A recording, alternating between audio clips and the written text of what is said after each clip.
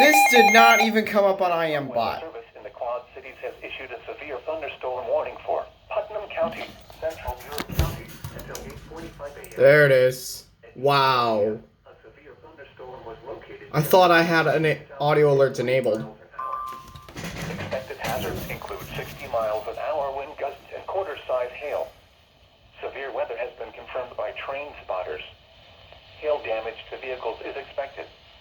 Expect wind damage to roofs, siding, and trees.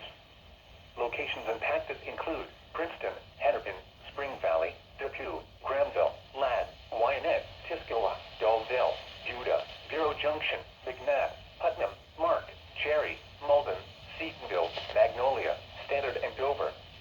This includes the following highways: Interstate 80 in Illinois between mile markers 47 and 73. Interstate 180 between mile markers 1 and 13. Take cover now. Do not drive your vehicle through flooded roadways.